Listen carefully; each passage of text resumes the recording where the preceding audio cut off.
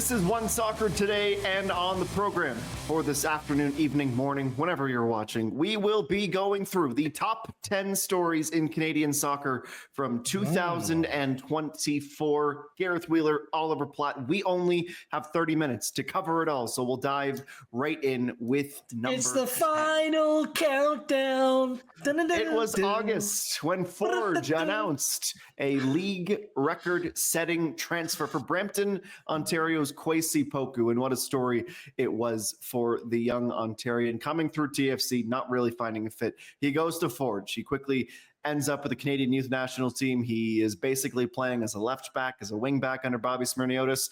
And then everyone who scores goals for Forge at the number 9 position gets hurt. So Kwasi Poku, a project they've been working on behind the scenes under the radar, slips into the number 9 and becomes a star in the CPL and very quickly earns himself a move to RWD Molenbeek in the Belgian second division, and they're looking like a side that will very quickly be competing in Belgium's top flight. Ollie, that's the outline. What is the root of the story, and how big of a deal was this for the CPL? It was a fantastic story. I think one of the highlights of the CPL season, and just the way he made his entrance in that Canadian Championship game, obviously making an immediate impact as a number 9 and then in the league as well. And that was the thing about Poku, was that for someone who, had obviously played the position as a younger player, but not at the senior first team level, he just looked like such a natural doing it, in terms of his movement, in terms of the finishes you're seeing right here. Looked like it all came very, very easy to him, and clearly suitors in Europe agreed. The Pokeroo, you missed him again. This guy stepped into that role. He is the evidence that you need to trust the process, not in terms of the other way that some other players in other sports go about their business. Trust the process. Started with Forge in 2022, was patient. I would have never thought this season would have happened. When he came off in his first game of 2024 with an injury after 10 minutes against Chivas de Guadalajara, to what we ended up seeing on the field as he emerged as a proper number 9, the best number 9 in the Canadian Premier League. It's a feel-good story. It paid in spades, upwards of $1 million in a transfer fee to a Canadian Premier League club and a First Canada cap. This is what it's all about. This is a Canadian soccer dream playing out in real life. To number 9, a search for the person who would take the reins of the Canadian Soccer Association and try to find some stability, Kevin Blue announced as the General Secretary and Chief Executive Officer, the first big thing for Mr. Blue, other than sort of changing the culture, changing the way that the messages were communicated to the players, the supporters, and the general public, was to find a replacement for the men's national team vacancy. He had a lot on his plate, Oliver Platt. Let's go to you for this one. Kevin Blue is signed. He does his rounds on the podcast and media circuit, and it didn't take very long for a lot of people to see why this might just be a fantastic fit. Yeah, and even in Canadian soccer, even hiring a CEO can't go completely without hiccups. So we initially had the initial hire of Alison Walker, who then decided she didn't want the job, and Kevin Blue came in. And credit to him, I think in the early months of his tenure, he got the big decision, and maybe one of the biggest decisions he'll ever have to make in his time with Canada Soccer. He looks like he's got it spot on. Jesse Marsch has come in and clearly given this men's team new direction, new energy, new life when they really needed it coming out of 2023, which was a pretty dreadful year for that program. So that was the big one, which I think he certainly ticked that box.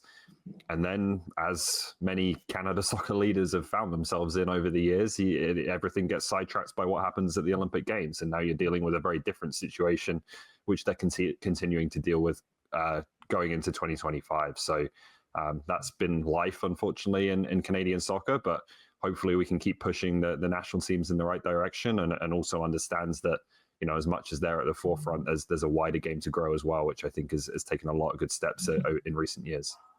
Not included on the job listing for that job is the ability to juggle and a preference to those who have fought fires in the past. Kevin Blue had a lot on his plate, but by the time that the year came to a close, the men's national team learned that there was a little bit of program history for them. To number 8, Gareth Wheeler, where Les Rouges finished in their highest ever FIFA classification at number 31 after an incredible series of tournaments and friendlies and results under their new coach. But as we enter the new year, we get to talk about the fact that number 31 is where Canada will start, and they have obviously high hopes of continuing that upward trajectory. I love discussions revolving around the FIFA rankings, because if you don't like where you sit, then they're garbage, they're junk, they're useless, they're not accurate. But at times like this, when you reach a new high water mark, yes, we're 31. Get in, FIFA rankings. That's where we sit right now. It was a wild year, considering Canada started with just one game in the March window, and it came against, well, a team that ended up 102nd in the FIFA rankings against Trinidad and Tobago to play their way into the Copa America. And they bookend it with back-to-back victories over the 138th ranked team in the world in Suriname. In between that, even if Canada goes on and goes deep in the 2026 World Cup, they might never, ever again play a series of games like this. 7th ranked Netherlands, 2nd ranked France, 1st overall Argentina, back to back to back. Like, that's incredibly difficult. And other than the second half against Netherlands, Canada held their own. Skip forward, then they played Argentina, Uruguay, USA, and Mexico, all 4 sides within the top 20 in the FIFA rankings as well. So typically over recent years, we've complained that we haven't seen anywhere near enough Canada games, which is true. They haven't played anywhere near enough games in recent years, but also the type of competition they've been playing, like St. Kitts and Nevis and Bermuda, and they played like genuine top opponents, all of them but 2, the aforementioned Trinidad and Tobago and Suriname, inside the top 50 in the FIFA rankings. So it's a banner year. They held their own, and we look forward to more games like this as they move forward into next summer big, playing for 2 competitions, one in the fall and in the Nations League, the Gold Cup in the summer, and then build up to 2026 should be quite exciting as well. Still below those minnows Wales, though. Crazy. Yeah, that's right. Minnows. Wales 29, by the way, right. And deservedly so. Tough competition. This show too tight for Ollie to push the button. That will get Gareth and I both worked up. To number 7 with you, Mr. Platts. The Northern Super League announced the identities of their clubs from west to east: Vancouver Rise, Calgary Wild, AFC Toronto, Ottawa Rapid, Les Roses de Montréal, and the Halifax Tides. We are getting closer and closer to kickoff for the Northern Super League, Oliver Platt, and it was finally nice to see some coaches, players, and crests unveiled. Yeah, incredibly close now after all these years. You know, again, I go back to when the CPL started. Like, it's been talked about for so long, and to now just be a few months away seems kind of surreal. Like, the names, logos, all of that stuff is fine. It's, you know, maybe for other people more than for me. What I'm really excited about right now is that we're in that stage we're in with the CPL in 2018 leading into 2019, where you start seeing the player signings happen. And there's a lot of players across this country who people don't know very much, if anything, about right now, who in a few months' time are going to be household names, and are going to be players who, you know, have professional careers that they might not even have thought that was going to be possible for them, given the landscape, you know, up until this point. So I'm really excited to just see the product on the pitch, to see what players emerge, who is able to push their career on into the national team conversation, into different leagues around the world. That to me is what it's all about. And yeah, just months away now.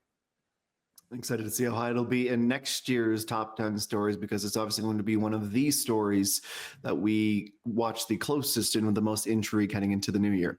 Gareth Wheeler, to you, number 6, Cavalry finally win the North Star Cup. They do it at home in front of a record-breaking crowd at Spruce Meadows, slaying the dragon, to use the term that the club loved to put out other than Natasha Bedingfield's Unwritten. It was a fantastic day and a culmination of a 6-year journey for the Cavs. Not sure about the song selection, to be honest with you, but it works. Pick that up with Tommy Wilden Jr. Who am I to criticize? Well done to Cavalry for the first time every year. come the month of November or late October even, I'm looking at what's the date on the calendar, and it always says Forge season. This time around, it was Cavs season, which was an incredible turnaround because this was a group during the season.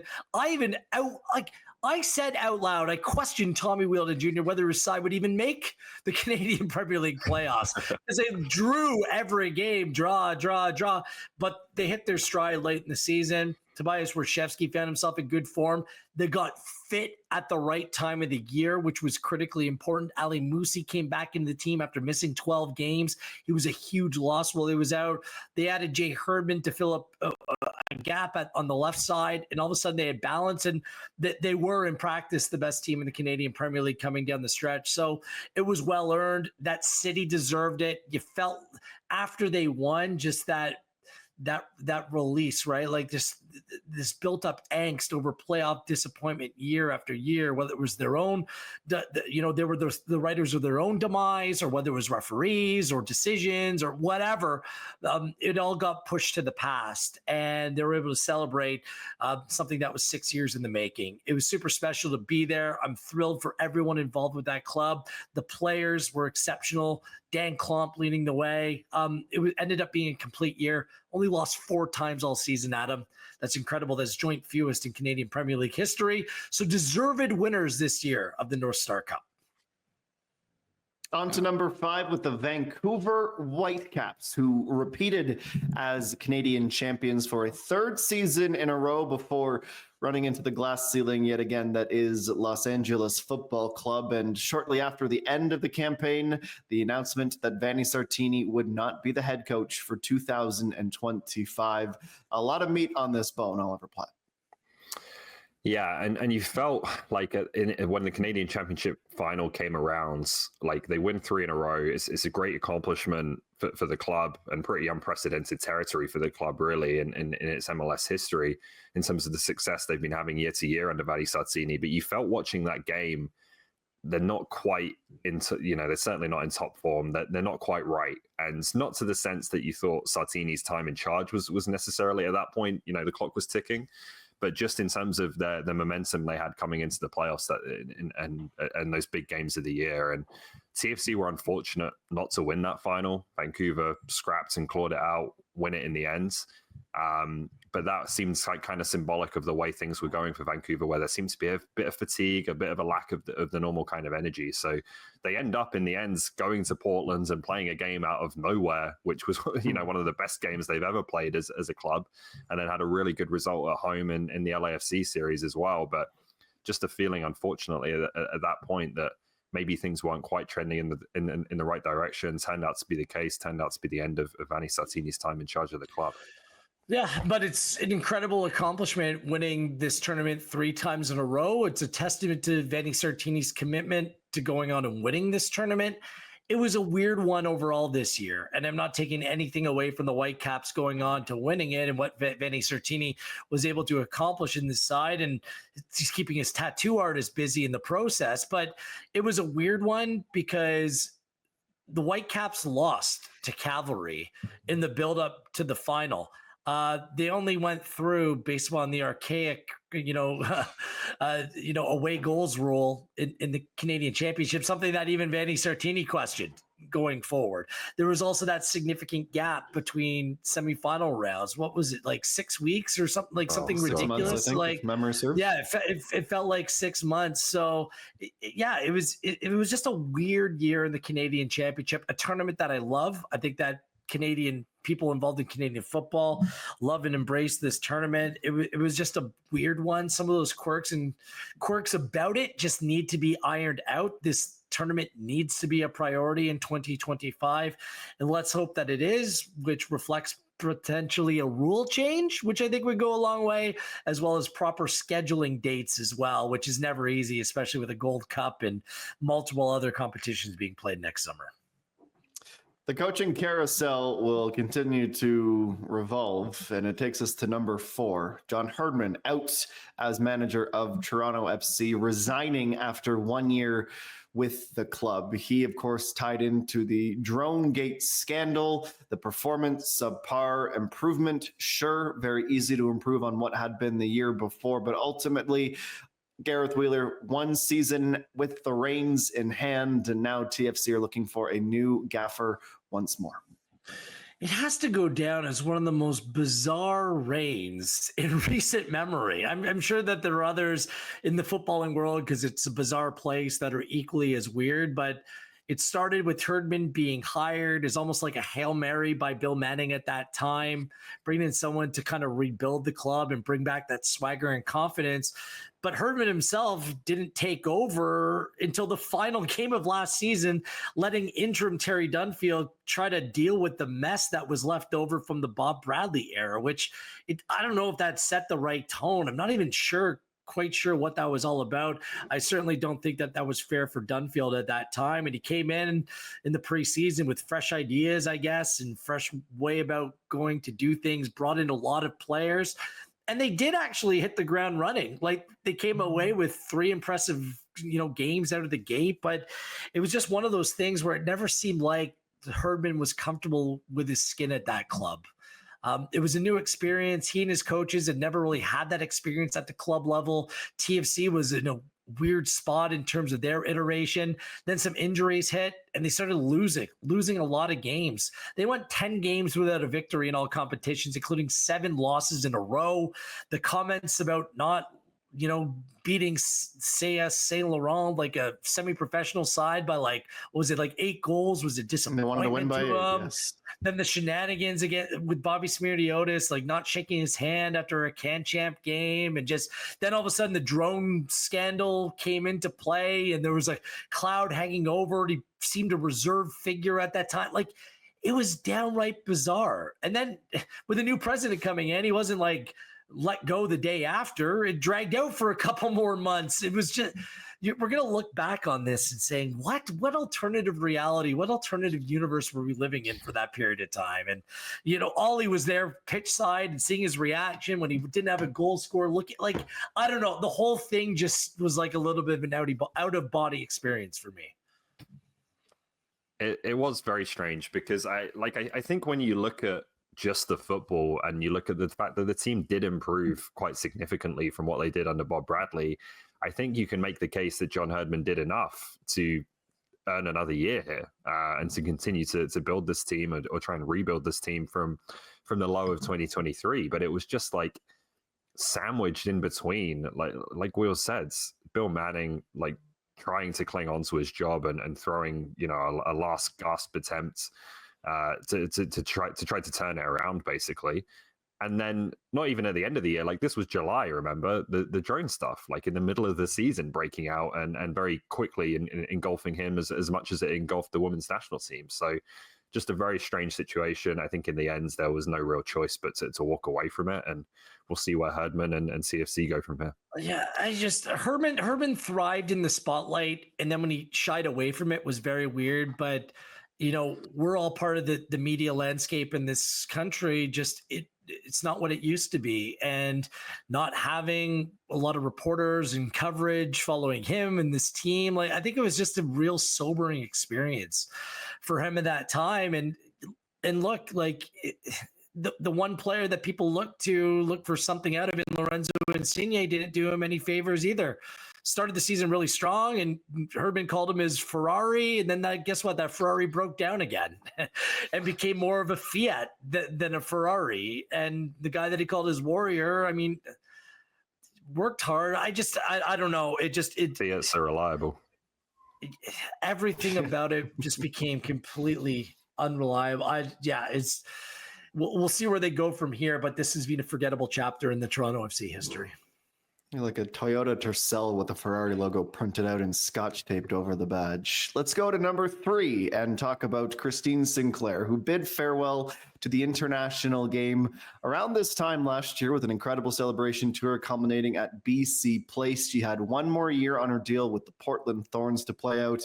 That is a city that means the world to her. It's where she went to school. It's where she's called home, and she has always glowed when you've asked her about Portland, and it seemed fitting the tribute she got when she did play her final game before hanging up the boots. The all-time international goal-scoring leader will not kick a ball in anger in 2025. Ollie, it was interesting for me because this is a person who generally shies away from the spotlight or shied away from the spotlight, but I think she understood how important it was to do a proper farewell circuit, and she was met with love everywhere she went. Yeah, I know this is our job, but it's one of those ones that's hard to put into, hard to do justice with words like the career and the legacy, right? And I think it's going to continue going forwards. She's won at every single level she's played at, from college to NWSL to Olympic medals, 331 caps, 190 goals, Portland's all-time top goal scorer, third in the NWSL all-time for goals. There's never going to be another player like her, I don't think, for club or for country. So, it's a big moment when a player like that, who defines, I think, not only her generation, but really is the defining figure of Canadian soccer that you look at through the history of the game in this country. When they step away from playing, it leaves a big void that I'm not sure is going to be filled, and probably has to be filled by a very large committee and not by any one individual. So yeah, really significant moment that this was the year that finally happened, that finally came, and we'll see now what Christine goes on to do with her post-playing career. Yeah, in 2023, she was celebrated well, with that 4-game farewell tour from coast to coast to coast in this country. I would have liked to have seen her play more, but whatever, that's for another day. That's in the rearview mirror. But I thought that this was held really well by the Timbers and that community. The outreach, the little gestures, including the Nike jet. I think it was all done really well. And guess what? Father Time is undefeated, and it was time for Sinclair to hang him up, and now she's going to have a big role to play in helping build Canadian women's domestic club football in this country with the NSL. So all the best to her. So there's still more to come. It just will not be on the field of play. To number 2, getting closer to the bottom of the list or the top of the list, depending on your perspective. That was the announcement of Jessie Marsch as the head coach of the Canadian men's national team. And part and parcel with that, Gareth Wheeler, was the Copa America run, which probably more than anything else this season for supporters of that team in particular is something that they will remember with fondness for a very, very long time. It's funny because they weren't winning games in 90 minutes. It was a little bit of a struggle, and it's very rare that a coach is celebrated or a team is celebrated as much as they were when you're not actually going out and winning those games. Like it was Venezuela and penalty, but it was the way they went about their business, and it was about the way that they played and the way that they hung with perceived better opponents. And this was coming off a disastrous end to 2023, where the direction of this team was largely in question. Jessie Marsch settled that, and he proved himself to be the right manager for this team. And I don't think it was a slam dunk. I'm happy to put up my hand and say I was a little bit skeptical about his game model and what he brought to the table, but the hiring process, using former Canadian players, landing on Marsch, and for Jessie to see this as an opportunity, it is a slam dunk in the end. He's the right hire. He's the right man for this team right now and through the World Cup in 2026. And I think that he does match the personality of this team. And not just that, I think he's making them better just in terms of being technically more proficient and playing to their identity even more so now. So it was an astute hire. It's worked out well. The bar continues to raise, though, for Marsch in this group heading into 2025. Again, 2 trophies are on the line. I think it's paramount to go out and at least win one. Whether they're able to do so, we'll see if they can take that next step. But certainly the hiring of Marsch, a major story, especially ahead of a home World Cup, and he looks like the right hire. Oh yeah, look, there's still steps to be taken here, and I think this team still has room to grow. And obviously the big games are coming in terms of the ability to win a trophy in this region as well. But what Jessie Marsch did straight off the bat very well, I think, was he tapped into the real strengths of this team. And as much as they maybe weren't winning as many games as they would have liked in that tournament in 90 minutes, I think that was almost entirely down to just not taking their chances. Like the dominance of games, the chance creation for me was certainly there. And I just remember feeling like in the group stage, when I think as a country we're showing a lot of respect to teams like Peru and Chile because of their history and what they've accomplished, Canada were running these teams off the pitch. Like they had a level of athleticism and pace and power that they didn't know what to do with. And you were hearing it in the press conferences when teams were complaining about it. You were seeing it in some of their antics on the pitch, that they couldn't live with what Canada was bringing. And that, I think, was a real feeling of excitement for every Canadian fan, that like against this level of opponent, they're really struggling to get to grips with Canada, and it allowed you for a few weeks there to really dream about what Canada could do at that tournament. And let's just speak really quickly, specifically what he did. He's got a center back pairing for the future. It was a problem under Herdman. I mean, Bombito and Cornelius seem the real deal. Fonzie is captain, playing left back. It's worked well so far. And Jonathan David's playing the best football of his career right now for both club and country. Not to mention, the pride of Port Williams, Nova Scotia, Jacob Schaffelberg, fitting like a T into this team as well. So he's got a lot of things right so far, and I'm looking forward to seeing what the next iteration looks like. Excited as well for 2025, so we can speculate where Alphonso Davies and Jonathan David will land next, and the rumor mill will start to churn if it even ever stops churning. That brings us to number one. And let me just say, gentlemen, why I'm excited to talk about number one is for one reason and one reason only. And that is because we have about 4 minutes to do so. And then we never have to talk about it again. That's because not it's true. You're right. You're right. Suffocating the news cycle, the general public who have a minor affiliation to football, and just dominating way more time and energy that anyone involved in this game wanted to spend on it. Dronegate, even the name gives me shivers now. Paris Olympics roll around and the Canadian women's national team staff busted in a no-fly zone for the Olympic Games. A couple of coaches get sent home. Bev Priestman voluntarily withdraws herself from the situation before being suspended by FIFA for a year. The independent investigation would follow. Priestman is out, as are coaches Mander and Lombardi, through the various resignations or sackings. And now there's a vacancy heading into 2025. My goodness, what a series of events that was, only for Canada to deal with it all admirably, and get to a penalty shootout with the Germans. Maybe the legacy is what I want to ask you about, Ollie, because we've covered the bases. I just went over the synopsis, not that anyone needed it, but what is the legacy of the fallout from this scandal? The legacy, I think, will be that it will be remembered for its stupidity, how completely unnecessary it was, even putting the moral aspects of it aside, to spy on New Zealand, who Canada, I believe, is 11-3-0 against since 2000s. And the idea that you wouldn't get caught in an Olympic Games doing this. And then secondly, I think the legacy will be what it's done to the reputation of the two most successful coaches in Canada's national team history, John Herdman and Bev Priestman, and the way that they might be looked at going back now for obviously their level of involvement in this. So not fun, not a great moment for this program at all, but one that the players responded to very well on the pitch, and hopefully now the program responds to in the right way. I promise I'll be quick. What I disliked the most about this was the way that it was handled by Bev Priestman, first and foremost, trying to self-punish herself in that moment. It was a joke, and that's what made so many people speak out against her and this program. And now Dirty Laundry is being aired. She didn't handle it like a leader.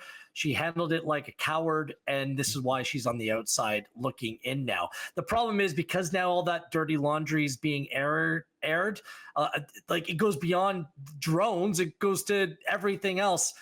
This just tells me that what Canada Soccer needs in 2025, more so than anything else, is a director of football. They would need someone running soccer in this country outside of the head coaches of the men's and women's national teams, to run youth programs, to run the directive of football in this country. We cannot rely upon a volunteer board of directors to police or know everything that's going on in the field of play. It's ludicrous. And the fact that they're getting blame here is nuts. Okay. This personal accountability. The people involved have not been able or willing to take responsibility. That is wholeheartedly the problem here. And the dirty laundry that's coming along with this is unbecoming and needs to stop. Let's go handle ourselves in a proper way going forward. And my hope is that the director of football is hired, and that would be a proper positive legacy coming out of all this nonsense. That is the silver lining, isn't it? And a story of scandal and frustration and just complete ludicrous across the board ludicrousness, if you will. That there is hopefully brighter horizons for the Canadian women's national team and the Canadian Soccer Association as a whole. A recap of the top 10 stories from Canadian soccer in 2024. I tell you, it was a memorable year. Thanks for joining us.